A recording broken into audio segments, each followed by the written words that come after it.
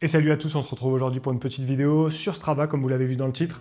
Pourquoi Strava? Ça fait presque un an maintenant que j'avais fait deux vidéos au printemps 2020, quand on était confiné la première fois sur Strava, une première vidéo sur un petit peu le changement de modèle économique de Strava, que je trouvais vraiment intéressant de mon point de vue. Depuis, Strava a vachement progressé, il y a eu beaucoup d'abonnés, je sais pas, peut-être parmi vous, il y en a qui se sont abonnés également. Et en fait, je trouve que c'est une bonne chose, hein. Je ne reviendrai pas sur le sujet, je vous renvoie à ma vidéo si vous voulez plus d'informations, mais voilà, en tout cas, Strava en 2020 a énormément grossi, hein, donc ça c'est quand même un fait à prendre en compte. Et puis la deuxième vidéo, c'était sur comment je traçais mes itinéraires avec Strava, avec le concepteur d'itinéraire Strava, et notamment Géoportail. Alors depuis, il y a une extension Chrome, hein, qui s'est ajoutée à ça, un utilisateur, Xavier, que je salue, qui me suivait, avec qui on a réfléchi à ça. Enfin, en tout cas, c'est lui qui a réfléchi, c'est lui qui a tout mis en place, hein, évidemment. Puis ça rend l'expérience vraiment ultime, hein, maintenant pour tracer des itinéraires sur Strava grâce aux cartes IGN qui sont directement intégrées.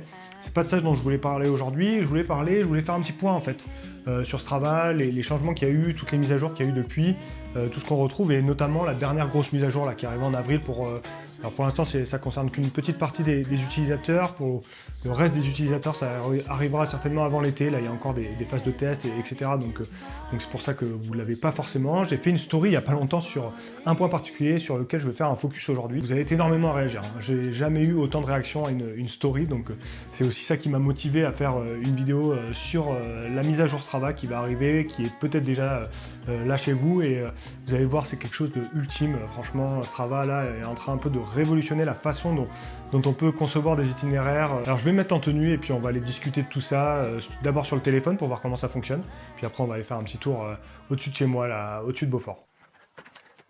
Avant de rentrer dans le vif du sujet et de vous montrer sur l'appli comment ça fonctionne, un peu tous les changements déjà, et puis surtout le gros focus que j'ai envie de faire sur le nouveau moyen de tracer des itinéraires directement via l'application, je voulais traiter d'un point qui était revenu énormément quand j'ai fait la story sur Instagram, c'est la question du quand. Quand c'est que ça va arriver? Parce que pas mal de monde qui sont allés voir et qui ne trouvaient pas, et qui ne voyaient pas qu'il y avait il y avait pas cette possibilité chez eux, donc en fait c'est normal. J'ai demandé à Strava, comme je vous disais en introduction, il n'y a qu'une petite partie des gens qui ont la possibilité de faire ça pour le moment. Ça a été un petit peu, je pense, au hasard, je ne sais pas trop comment ils ont géré ça. Mais à peu près 10% des utilisateurs, je pense que ça doit être pris chez les abonnés, je sais pas trop, ça j'ai pas vraiment de détails, qui l'ont déjà. Pour le reste, ça va arriver d'ici l'été, donc voilà, il y a encore quelques semaines, je pense, d'attente, mais ça va arriver. Et puis évidemment, hein, pour les fonctionnalités, notamment la fonctionnalité dont je vais parler, bah, ça rentre un peu dans la stratégie Strava, c'est-à-dire que bah, ça va être des fonctionnalités qui vont être réservées aux abonnés.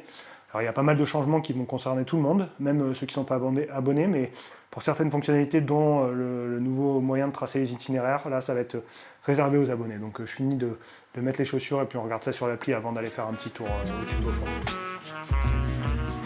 Bon, maintenant on va regarder un petit peu concrètement comment ça se présente sur l'application Strava. Vous allez voir, c'est un peu différent en termes de présentation. Là, vous voyez, vous avez toujours le feed de façon classique. Par contre, en bas, regardez bien en bas, ça a complètement changé. Alors, vous avez un onglet carte. Ça va être le gros focus que je vais faire aujourd'hui. C'est ce qui m'intéresse le plus. Vous le verrez. On peut directement enregistrer depuis l'application une activité. Ça existait déjà, il me semble. Il y a un onglet groupe que j'ai pas trop encore exploité. Faudrait que je regarde un petit peu plus en détail qu'est-ce qui en retourne.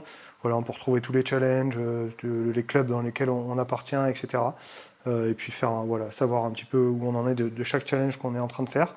Ça, c'est intéressant. Et puis après, il y a également cet onglet « Vous » que je trouve vraiment plus intéressant qu'avant en termes aussi d'analyse d'entraînement. Il y a cette arrivée de ces récapitulatifs par mois que je trouve pas mal aussi. Ça peut être quand même intéressant. Moi, j'aime bien, ça donne une bonne idée.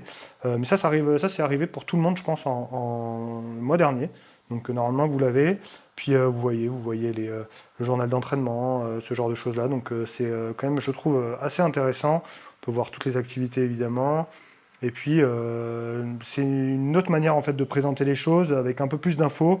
Je trouve ça pas mal, je trouve ça vraiment pas mal. Maintenant, faisons un focus sur ce que je voulais vous parler en priorité, le nouveau système pour tracer des itinéraires. Déjà, première chose que je trouve super intéressant, là-dessus, Strava a un petit peu copié, alors je ne sais pas s'ils ont copié, mais en tout cas, ça existait déjà sur l'application Suunto. C'était le seul endroit où on pouvait trouver ça sur mobile, ça existait sur l'ordinateur, mais pas sur le mobile.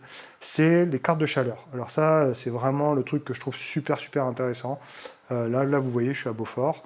Enfin, je suis centré au-dessus de Beaufort et on peut voir d'une part, évidemment, tous les segments, comme ça existait déjà, mais également, vous voyez, quand je vais dans les, dans les paramètres de la carte, je peux choisir la carte mondiale des activités, la cocher, la dégaucher, ça me permet de savoir où c'est que les gens passent, c'est vraiment ultra pratique pour construire des itinéraires, pour voir un petit peu où on a envie d'aller.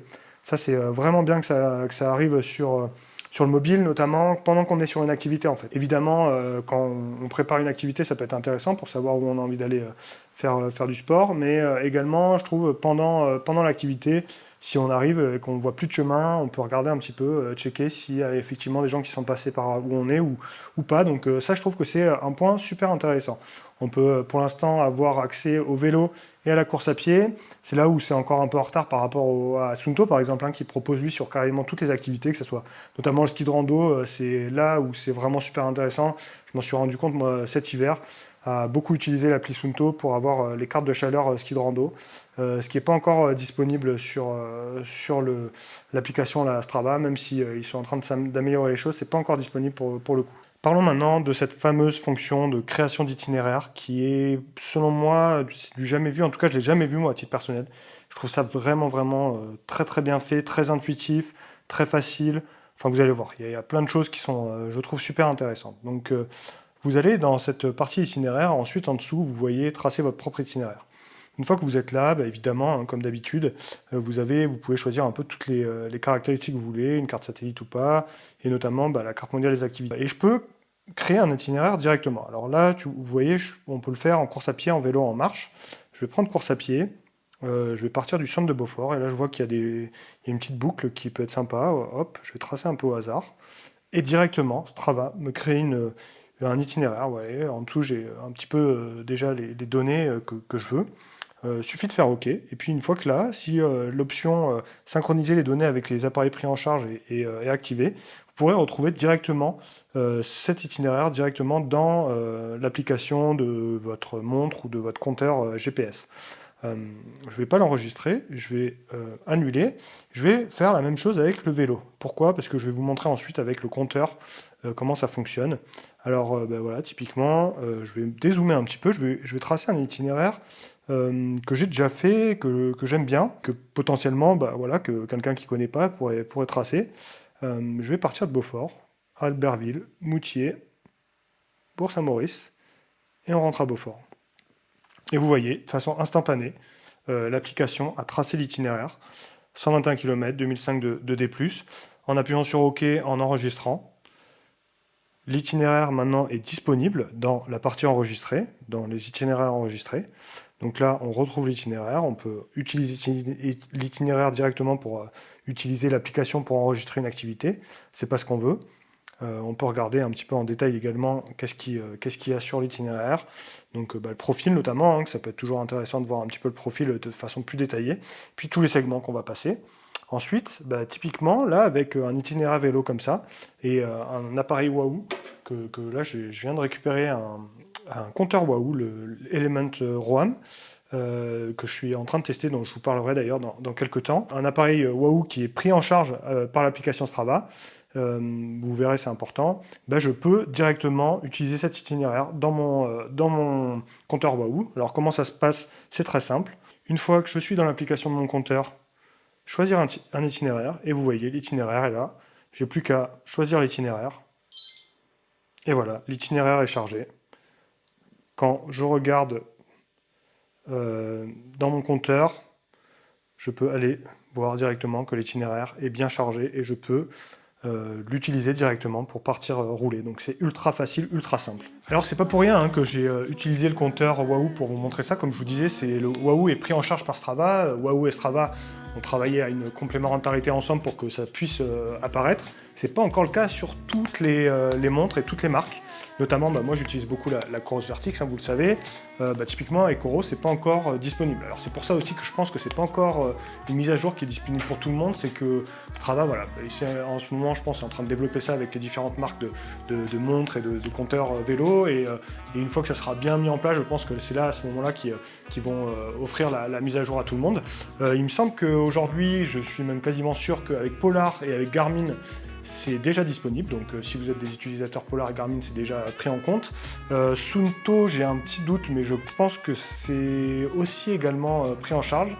Coros, c'est pas encore pris en charge. En tout cas, pour Suunto et Coros, si c'est pas le cas, ça va certainement arriver dans les semaines qui viennent. C'est quand même quelque chose de vraiment, vraiment sympa, super simple, très facile, surtout sur des zones qu'on ne connaît pas forcément. C'est assez impressionnant, la fluidité, l'ergonomie de cette façon de tracer les itinéraires. J'avais jamais vu ça encore. C'est comme ça que se conclut cette petite vidéo sur Strava. J'espère que ça vous aura plu, que vous aurez appris des choses. J'espère que ça pourra vous servir dans le futur quand vous aurez la mage disponible dans votre téléphone. Pour ma part, je vais avec les ASICS, là, que vous avez certainement vu tout à l'heure en introduction, aller courir un petit peu au-dessus de Beaufort. Puis on se retrouve très vite pour de prochaines vidéos. Allez, ciao à tous. For falling in